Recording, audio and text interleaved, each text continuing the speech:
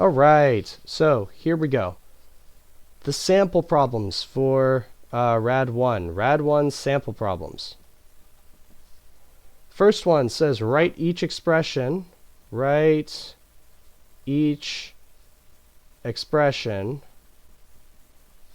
in radical form. So it's going to give you a fractional exponent. 7 to the 1/2 is what they start with, and you're expected to write this in radical form. So remember, the denominator of the exponent determines the index of the radical. Now in this case, the index is 2. Do we have to write that? No, we don't. So we can write this with a 7. Or we can write this with no index and just a 7 underneath. We can write this with no index because it's implied to be 2, and there's a 7 underneath. So 7 to the 1/2 is the square root of 7. All right, next we have 4 to the 4/3. Okay, so let's write this in radical form. Okay. Again, this does not say simplify, so we're not going to simplify it. Now there are two ways to write this. We can write it with the exponent on the outside. We can write it with the exponent underneath. So let's write it with the exponent underneath first, just to be consistent with the notes on the other side. Now, this is a cube root. How do we know? The denominator of the exponent is the index of the radical. So because the denominator is 3, we know that it's going to be cube root. So underneath is going to go the 4 here, and then its exponent, which is the numerator of the exponent. Okay. We can also write it with an exponent on the outside. So here we've got the cube root of 4. And instead of writing the 4 underneath, we can raise it all to the 4th power as well. These are identical, and they are both solutions.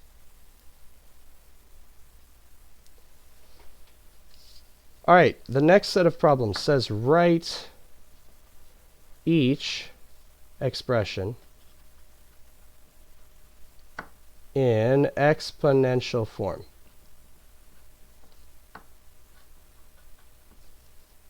Okay, so this one starts with number 7, which is the square root of 10 all raised to the 3rd. Now, because the index is 2, right? It's a square root. That means when we write this in exponential form, again, we're not simplifying, we're writing this in a different form. When we write this in exponential form, we're going to have the base, which is 10. That's what's underneath the radical, right? It's going to be 10 to some power. The denominator is going to be the index of the radical. We know that this is going to be a square, we know that this is a square root, so we know that at the bottom is going to be 2. The denominator is going to be 2. Now what goes up top? What it's being raised to, which is the 3. So we have 10 to the 3/2 is the square root of 10, all of it cubed. Over here we have the 6th root of 2. Now 2 is not being raised to an exponent here. So we know that this is going to be 2 to some power. The index of the radical is 6, therefore the denominator of the exponent is going to be 6. Now because 2 itself is not being raised to a power, that's going to be a 1 here.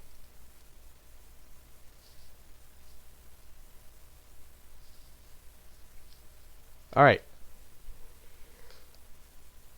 Next one, write each expression in radical, or sorry, it says exponential form.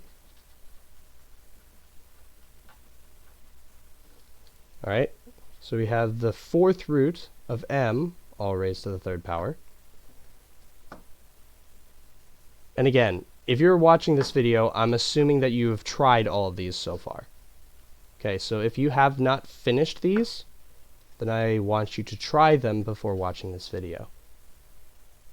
Okay, next, we have the 4th root of m, all raised to the 3rd power. We're rewriting each expression in exponential form.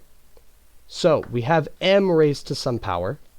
That power is going to be a fraction. The index of the radical is 4, so the denominator is going to be 4. The exponent on the outside is 3, so the numerator is going to be 3. All right, next one, the cube root of 6x all raised to the 4th power. You need to be very, very careful here. Be very, very, very, very, very, very careful. Okay? Because make sure that the 6x is in parentheses when you write this in exponential form. The reason why is because if you don't include the parentheses, then only the x is going to be raised to a power and not the 6. You need the whole thing here to be raised to a power. Now, what power? Well, what is the index? The index is 3. We're working with a cube root here, so the denominator has to be 3. Plain and simple. Now, up here, we've got the exponent on the outside, so that's the numerator. All right, now we get to the simplifying part. And again, if you have not finished these, oh, there's an equal sign here. If you have not finished these,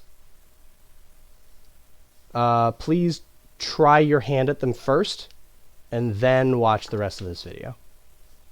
Okay. Simplify. 9 to the 1/2, or 9 to the 1/2 power. 9 to the 1/2 power, we can rewrite this in radical form as the square root of 9. And that's going to give me 3.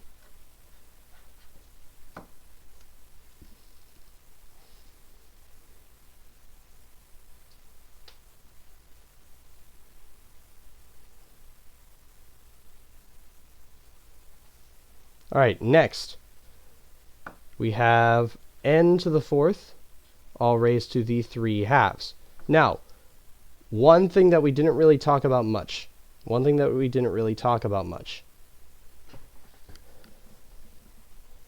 is how exponents interact with each other.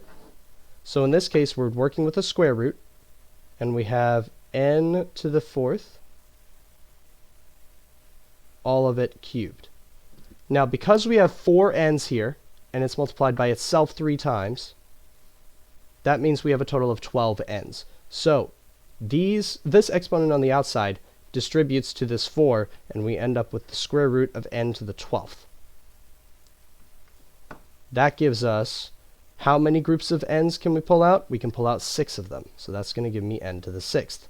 Now, this would be a case where we would decide whether or not to do absolute value bars, because this is an even root and we pulled something out of it. But because this has an even exponent on it, n to the 6th cannot be negative anyways. No matter what you plug into n, n to the 6th will never be negative, so we don't need absolute value bars. So we are good. But normally we would check to see if this needs absolute value bars, yes. Which is actually exactly what we just did. Okay. Next, 27p to the 6th, raised to the 5/3. Okay, this is going to be the cube root of 27p to the 6th to the 5th power, which is going to give me, let's see, the cube root of 27 to the 5th times p to the 30th, just like that. And so this is going to be, let's see, I'm going to go down to the next line here. So we've got the cube root of 27 to the 5th times the cube root of p to the 30th. Now let's deal with these one at a time. Because we have the cube root of 27 to the 5th, how many groups of 27s can we pull out? Well, there are 5 27s here. So we're going to have a single 27 for the group of 3 27s, and then 2 of them left over. 2 of them left over. All right. And then we have 10 groups of 10 groups of p's that we can pull out. So we're going to have p to the 10th. All right. And so we end up with 27 p to the 10th times the cube root of 27 squared. Now, 27 squared is actually a perfect cube. If we do that out, 27 squared is 729. 27 squared is 729. So this is going to be 27p to the 10th times the cube root of 729. 729 is a perfect cube, so this is going to be 27p to the 10th times the cube root of 729 is 9. So this is going to give me whatever 27 times 9 is, p to the 10th.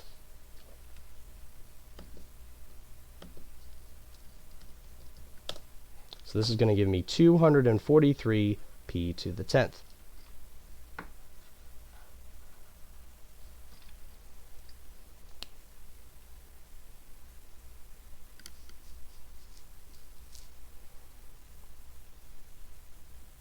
Another way to do this problem is if you see that this entire thing is a perfect cube. If you see that this entire thing is a perfect cube, you can do this a different way. So I'm going to do this down here. All right, we have 27p to the 6th to the 5/3. If you would like, you can do this as the cube root of 27p to the 6th, all raised to the 5th power. Now, the cube root of 27p to the 6th, this actually makes our lives a little bit easier, because the cube root of 27 is 3, and the cube root of p to the 6th is p squared. So if we have this all raised to the 5th power, we now have 3 to the 5th times p to the 10th, which gives me 243p to the 10th. Either way, you will get the same answer. But this is one instance where sometimes rewriting it in two different radical forms, or sometimes writing it in a different radical form will give you the answer faster.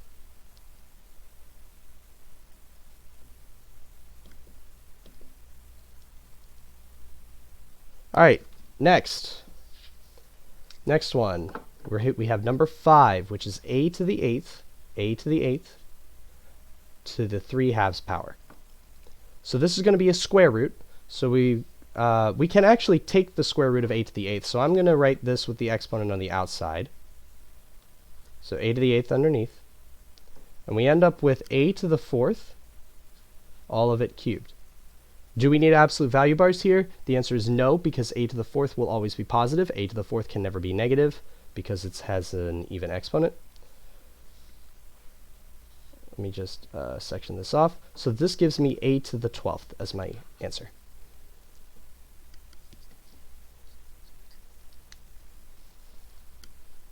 If you were to do this with the exponent underneath, you would get a to the 8th, all of it cubed, which would give you the square root of a to the 24th, which once again gives you a to the 12th. Does this need absolute value bars? No, because the exponent here is even, which means that it cannot give you a negative value.